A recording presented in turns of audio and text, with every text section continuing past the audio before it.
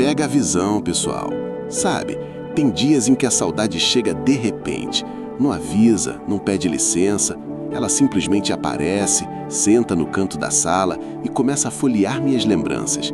Aquelas lembranças que eu mais evitava. A do seu sorriso, a daquelas conversas que nunca mais aconteceram. A saudade é assim. Ela chega sem avisar e bagunça tudo que a gente estava lutando para esquecer.